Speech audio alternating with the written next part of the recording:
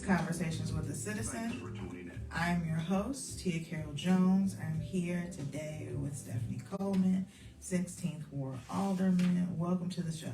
Thank you so much for having me on this beautiful, gloomy, but it's a great day in the city of Chicago.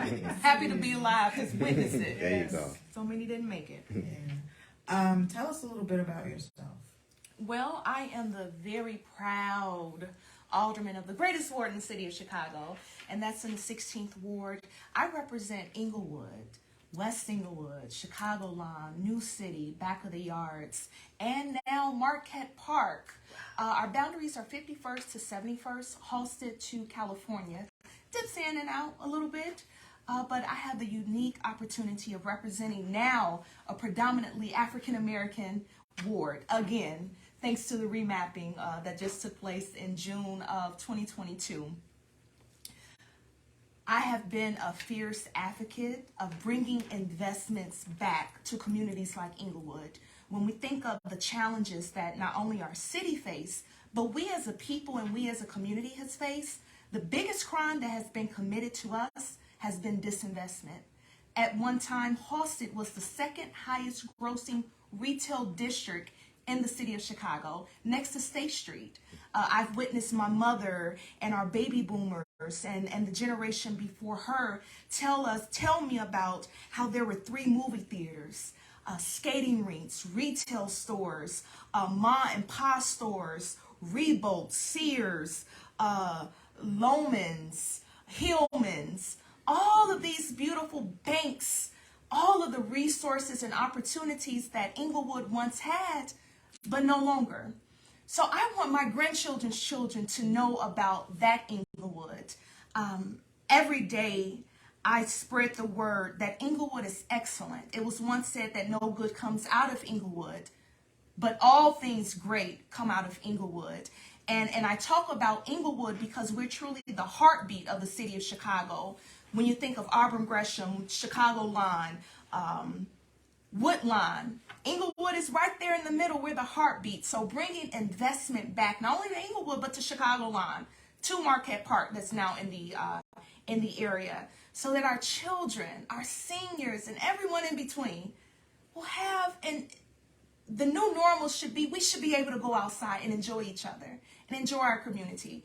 So that has been my number one priority, bringing investment, because investment comes with public safety. Investment brings about quality housing. Investment brings about investments in our schools and infrastructure, so that we have beautiful schools for our children to attend. We have beautiful housing for everyone who wants to be a homeowner to come back to our community. Thank you for sharing your pride in Englewood. I appreciate that. When did you know you wanted to run for public office? Well, it was August of 2014. I was finishing my master's in nonprofit management, not knowing that I would be working for the largest nonprofit there is, called the City of Chicago, City Chambers Government. And I heard the announcement about Whole Foods on Fox News. And I said, wow, how can one of the most expensive grocery operators come to one of the poorest neighborhoods, centered where we are surrounded by all senior buildings? And it just didn't make sense. And I started to do a little digging and some due diligence, and I found out some of the incentives that were being taken from our TIF, one of the few TIFs that had a surplus at the time. And I said, wow, I think that we could have allocated $10 million to have been investment in Bath School or Nicholson School or Gershwin, who had just closed a year before, or Bond Temps on 58th and Troop that had just been closed a year. Why are we giving our hard-earned tax dollars to corporate? And look what it did 6 years later. Unbeknownst to me, while the reason why I ran is now the reason why I'm going to continue to fight, because Black communities deserve quality, affordable groceries. And I don't accept anything less than. That's why I decided to run. How would you describe the 16th Ward and the needs that are unique to the community? You know what? when I reflected on the old 16th Ward, second grossing, highest grossing retail district next to State Street, everyone came to Englewood. Everyone came to 63rd and Halsted. If you lived in Englewood, you know, that family that lived in Englewood, you wanted to go to that aunties and that cousins because you knew the experience. So the biggest challenge is bringing back hope and opportunity and investment. But it has been difficult because of the black eye that we give our city. Englewood is not what not the citizen, of course, but what media tries to portray of our community. That's not the Englewood that I know and love. The Englewood that I come from is Mother Turnipseed disciplining me when I didn't say yes ma'am or no ma'am when I came on the block. Or Miss Turner having me help her with her landscaping when she was planting tomatoes. See, that's the Englewood that I know in turnip greens, right? The Englewood that I know is when we helped Mr. Green over on Elizabeth clean up, where we took a vacant lot and we made it a beautiful community garden so that the kids wouldn't play out in the street. He bought the lot next to his house so that the children can play in that lot. See, that's the generational type of family that I know about the 16th Ward. And now I have the unique opportunity of bringing the black and brown community together by way of Chicago Lawn and Marquette Park. A Marquette Park when black folks weren't even allowed to come west of Western. Just last week, we found 2 nuisances on 58th and Artesian. So we're doing some educating on what it means to coexist, how community, the unity has to take place because our city is changing. Our city is shifting. If we don't shift with it, we're going to get lost. How did your upbringing impact the work that you do? Oh my goodness. Well, that's a great question. Being a pastor's kid. So my father, who's now 88, he's one of the oldest pastors in the neighborhood. I swear we stopped at the church before they took me home, leaving the hospital. So my foundation is faith-based. Both my mother and father. My mother is now bishop. My father is pastor. So the foundation of God-fearing, of faith and hard work, of serving our community. We serve others before we even eat ourselves, right? As a young child, holidays were not about what we received, but it was about what we did for others and helping others and being there for others. That is what I live by every day. First, I thank God for the opportunity to serve, and then I ask him, how can I do more and how can I help somebody so that my living isn't in vain? So you've completed your first full term as alderman. What have you learned during this time? Ooh. Oh my goodness, this is excellent. This term, 8 months into this term, I learned how to pivot very quickly in the pandemic. Life for us, even for you and your ways of communication, we have had to pivot very quickly to digital. And I want to credit Citizen because you all were one of the few publications who were already prepared in advance to, that's what young leadership will do, and having new faces and having some progressive thinkers around you, and the Citizen will live on because we're able to adapt and change quickly. I learned to be more effective in a different way.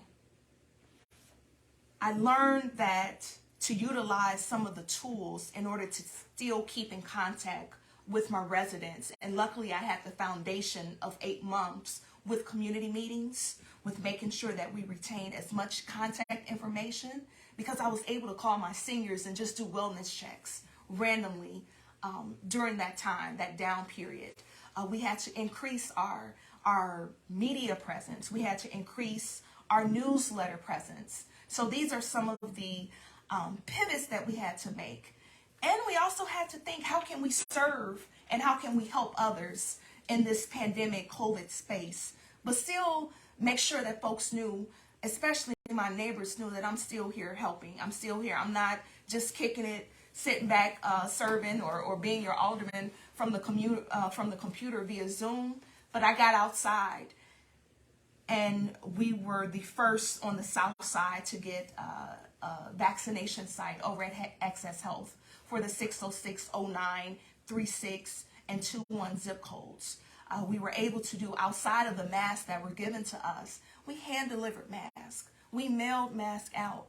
When USPS were not delivering our mail to our seniors, I got out there and got on that postmaster and got with Congressman Davis and then Rush at the time to make sure that our community received the same services as any other. Send us postal service workers to our sites so that our seniors can get their check and their medicine. When Walgreens closed, Walgreens corporate was the first over in Deerfield, the first that I called. My seniors need their medicine, especially right now. Those are some of the things that I had to learn very quickly because relationships were made within those 8 months, and we pivoted real quick.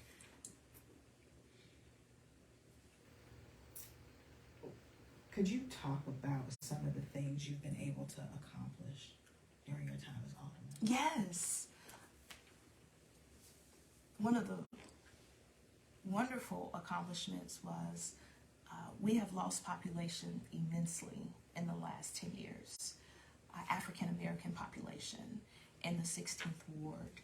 And I said that in the beginning, we now have a 65% African American. Just last year, it was only 48% African American population. And when you think of a community like Englewood, you're like, oh, all black. It should all be black. But I wanted to maintain the integrity of a historically black community.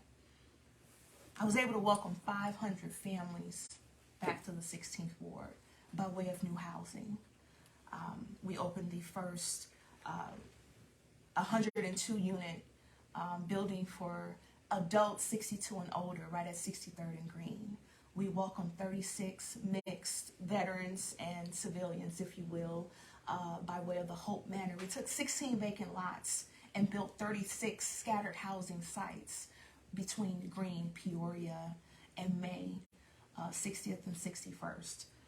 Every homeowner that I knew, I went personally to celebrate them and congratulate them for coming back to your community and buying a home in your neighborhood. Right now we're promoting the Shy Block Builder and making sure that those that have been maintaining the lots, that they're able to get those lots at a percentage, and not just for developers, but for homeowners.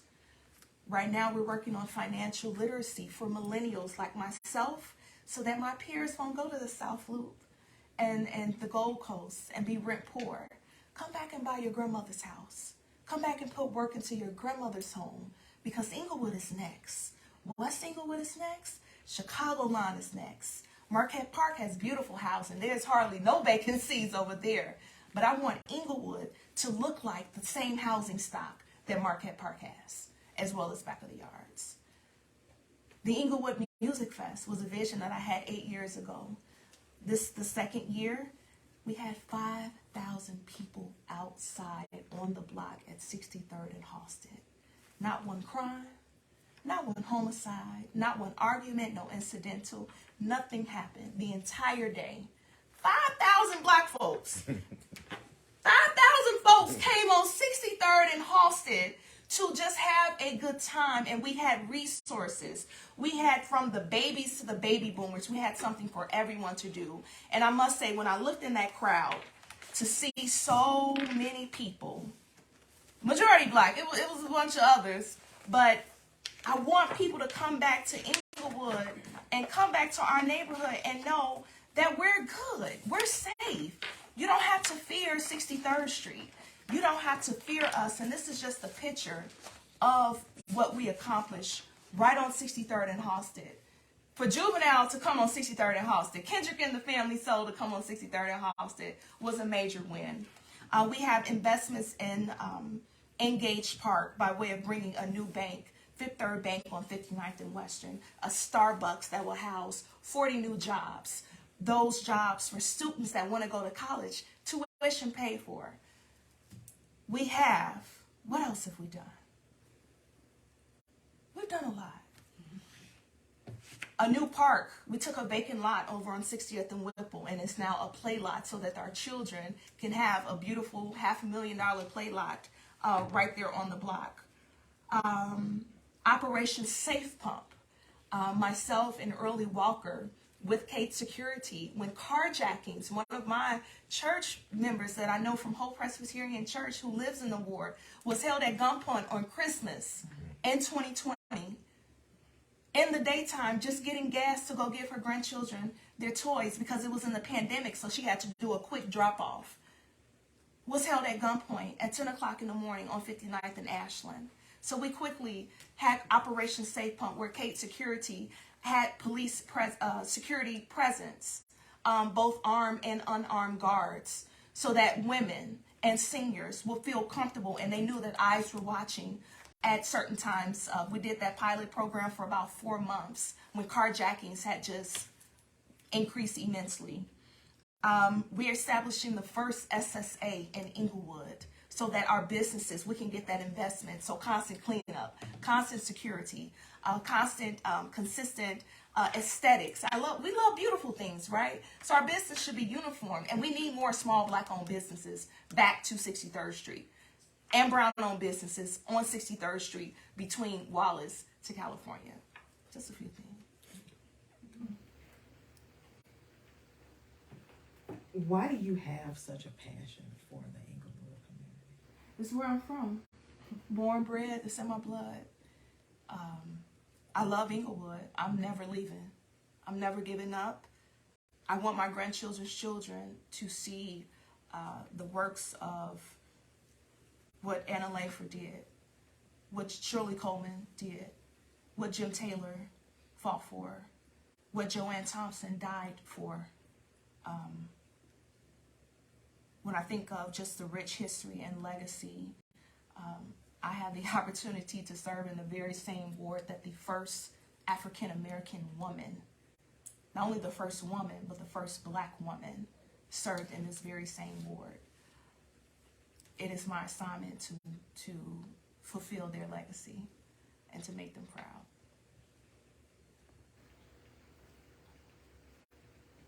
What impact has economic development had on the community? Greatly. The disinvestment of economic development has impacted crime. It's impacted our schools being closed. I have 3 vacant schools right now, formerly 2, now 3 in the new, in parts of the new ward that I inherited. Housing. When I look at the vacancies of housing, knowing that my generation, financial literacy, totally skipped us due to the crack cocaine era in the 80s and 90s. That my peers were not taught to buy homes. We didn't talk about saving.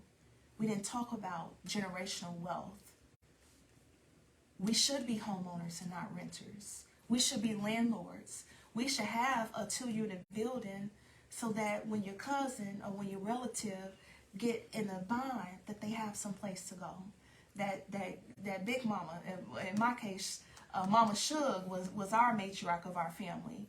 We still have our family building so that when in time of need, someone is able to come back home. But my generation missed out. So I'm even telling my immediate peers, buy mama's house, get a 2-flat, take care of mama.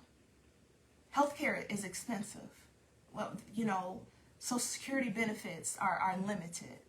We have to take care of your family. That's the way to go, because trust me, others are.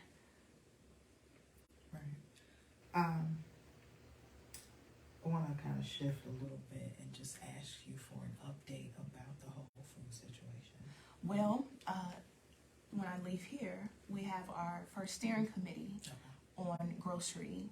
I have conducted, along with the Englewood 5, Let's Talk Grocery town halls, educating our community about the grocery business. And what we have found, especially now since the Jewel and Kroger merger, there are going to be more stores to close, especially when Jewels that are near Mariano's So I want to credit Alderman Pat Dow for getting ahead, because she's in that scenario with the Marianos and Jules right next to each other. So I'm rooting for them, right? We've had 3 grocery stores to close: Food for Less, Aldi on 76 and Ashland, Food for Less on 47 and Damon, of course Whole Foods at 63rd and Halsted, all closed within 3 months of each other. Of all stores that we, with the exception of Whole Foods, that we shopped at. Right now, because that was a privatized deal, Save a Lot has signed the lease to the Whole Foods location, and the very store that my community said we don't want is the very store that others have brought to my neighborhood. And I do what my community says, and if we don't want this grocer, we're going to do our best to make sure that we get a quality operator that's going to respect us, that's going to give us a quality product, that's going to be affordable, and that's going to hire us. That's the update that I have. So we'll see what happens after the 3 o'clock meeting. Okay. How have you been able to involve the community in crime prevention strategy? Every ward received a small micro grant. My micro grant of $100,000 went toward public safety. It went toward violence prevention. It went toward cleanup. So all the vacant lots, I have the most vacant lots in the city of Chicago, 2,000 city-owned lots alone. That's just city-owned lots, not the private lots that folks have bought, that a lot of people in Hong Kong that I've dated back in Silicon Valley, that I was able to trace back, are just sitting on because they're waiting for Englewood to do a Bronzeville move. So they're sitting on the land, literally. So I had to get young people, by way of some of the violence prevention groups, to actually clean those lots. Give them a shovel, give them a rake, so that they won't get a gun. Put our people to work, put our young people to work, so they can beautify our community, beautify their community with an incentive that you'll have some money so you can get something to eat, that you'll have some money where you can get, go shopping. Those are some, we work with 7th, 8th, and 9th district police the districts. I'm very active in CAPS. I promote our beat meetings because it's so important that our residents know and get to know who your beat facilitator is, who your beat officers are. If you are fear or are intimidated and you're afraid to call 911, there's a monthly meeting where you can have a dialogue with your beat officer. We should know who our officers are. I constantly get on my districts. Where are our foot patrolmen? Where are our bikes? We go downtown. I see officers on bikes all the time. I want to see officers on bikes down 63rd in California and 63rd in Damon. Our officers cannot be afraid of us. So those are building those relationships. That's why I'm grateful that we have the new Empowering Communities Through Public Safety, where every district will elect 3 council members. I don't know if you're aware of what's happening. The first very democratic process for more accountability and another layer of accountability for our police districts, so that community has a voice in those spaces. What is the vision you have for your ward, and how will you implement it? The vision that I have for the 16th ward is more investment. We're going to start at Halsted. We're going to work our way to Racine. We've got the 59th Street Nature Trail coming.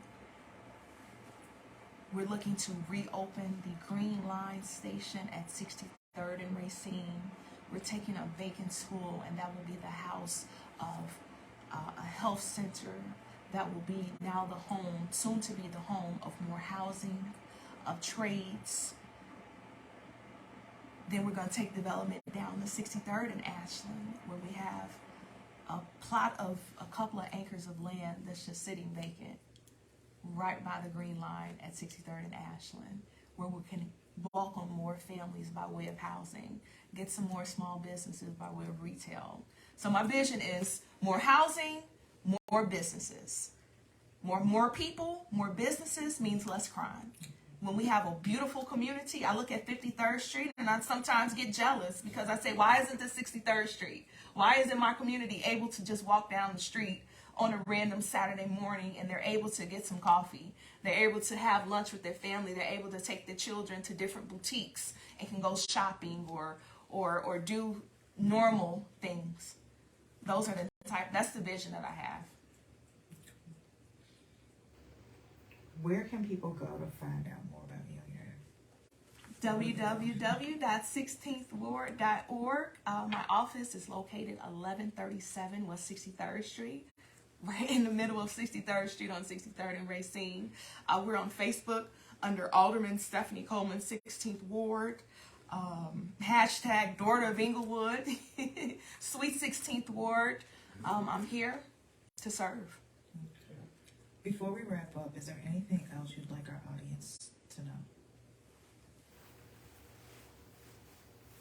To please subscribe to the Citizen weekly paper. Support our Black publications. Support those that are telling our narrative. Support those that are telling our story. Our narrative is very important when we are telling it and not others, because others have a different agenda for us. And I'm not sidetracked about what's really at stake. And what's at stake is our land. In order to heal the land, we've got to own the land. But in order to own the land, we've got to have the resources to buy the land. And the resources come with investment. The resources come with opportunities at jobs so that you can be a homeowner, so that you can have a career, so that you will have trades and opportunity and learn a skill so that you can come back to heal our land so you can own our land. Thank you so much for being here. Thank you for having me.